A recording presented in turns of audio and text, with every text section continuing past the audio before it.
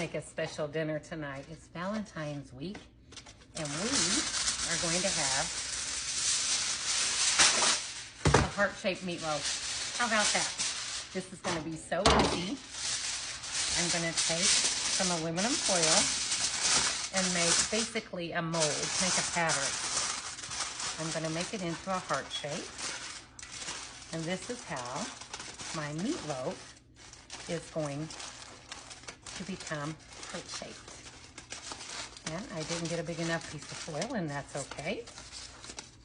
I'm just going to take this and make a mold, put it right in my pan, and do the outer part of the heart. And now as I form my meatloaf, I will point this down.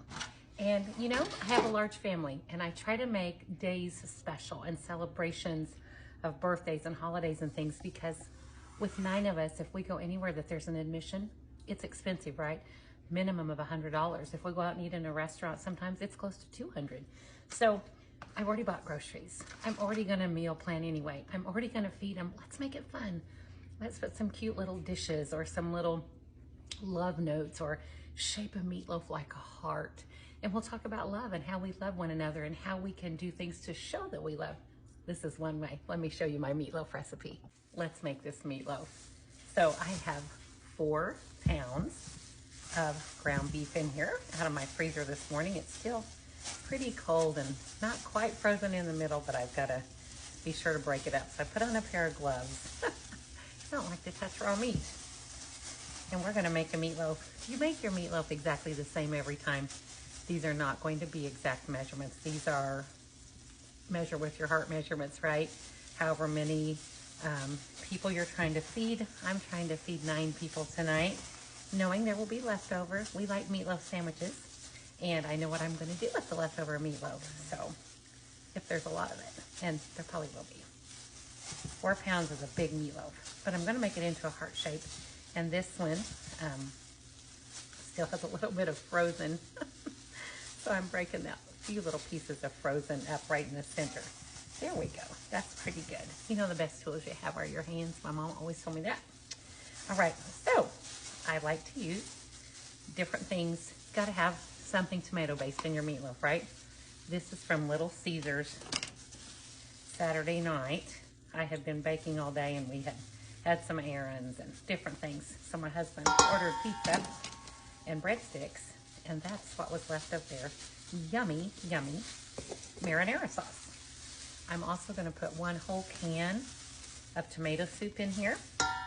Gotta have a tomato base in your meatloaf. Now, you all know that hang around here that my children think onions are poison and toxic. However, they don't mind lifting onion soup mix. What's up with that? So, instead of putting onion in here, which I would like to do, I love the smell of that, I'm gonna put 1 package of onion soup mix. That works for me. Then, 2 eggs. 1, 2. I really like Parmesan in my meatloaf. So instead of pepper, I'm going to use my Kinder's cracked pepper Parmesan for my pepper. So I get both. And I was pretty generous with it. I'm only going to put a little bit of salt. The soup has some salt, and so does the soup mix. Now, I'm going to add some old-fashioned oats, not the quick oats, the old-fashioned. I'm going to put about what I would guess is about 2 cups. But again, I've got 4 pounds of ground beef. Now we're going to mix this up and see what it looks like. How do you make your meatloaf? Do you put ketchup in it? Do you do tomato soup? Would you have used the leftover marinara? Do you do with or without onion? Do you use the onion soup mix? Do you use eggs as a binder? Do you use Parmesan? Do you put crackers or bread or somebody told me corn chips, and I thought, I don't know about that, but maybe you do.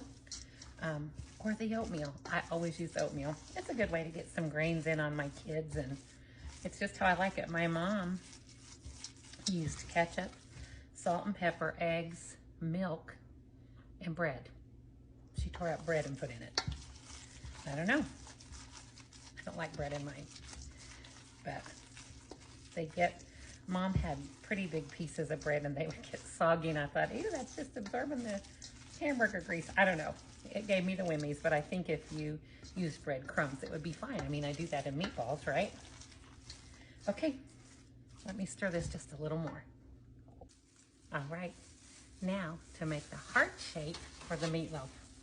You can see I took aluminum foil to make the top part of the heart. I want to have it rounded and with a definition in the center for the heart shape. I'm just going to pop this in here, and then I'm going to work it with my hands. And we're going to have a nice, thick, heart-shaped meatloaf. Do you think that's silly? I think it's fun, and I think it's things that my children will remember. My Granny Anderson, my dad's mom, used to do fun things. And at Easter every year, she had a pool table. And what she would do is she would put her little cat, one of her cats, put their feet in cornstarch or baby powder or flour and let them walk across the pool table. And we thought it was Easter Bunny. That stuff, I'll never forget it. And then she always made a bunny cake that looked like a bunny. And that's what I remember, you know.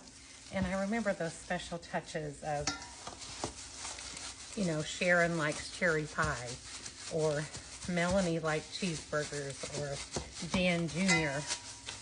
liked mashed potatoes and orange jello. I think it's important that we show our love in whatever way we can do that. And for me, this is my medium. Food is my medium.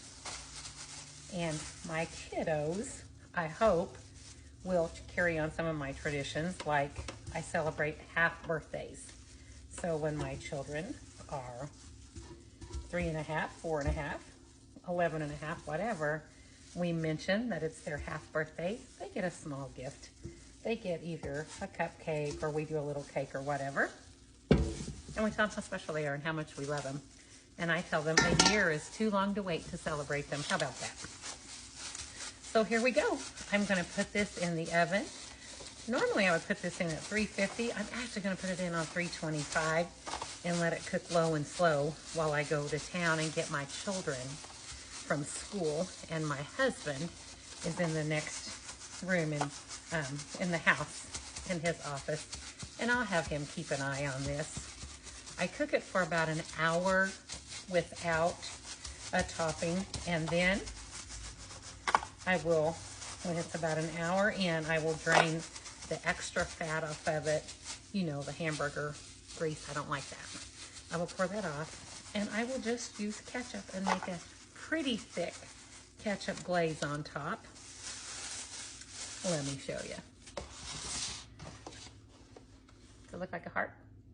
It is going to shrink up a little bit, but that's okay. That's why I have this form or mold or pattern or whatever you want to call it, and it will hold its shape. Even though it will be a little smaller, it will hold its shape. And my kids will talk about this and think it's so fun. After a while, I have leftover mashed potatoes from yesterday from our Sunday dinner. I will heat those up.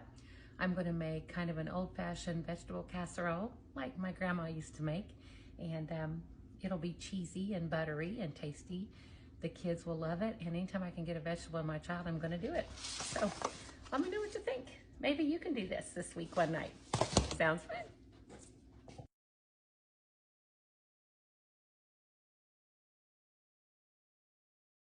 Here is our heart-shaped meatloaf with the tasty little crispy edges. This is going to be fantastic. Kids, come and look at my meatloaf. Remember, it's hot. What is that? A heart! What do you think about that? That's so good. No, That's cute.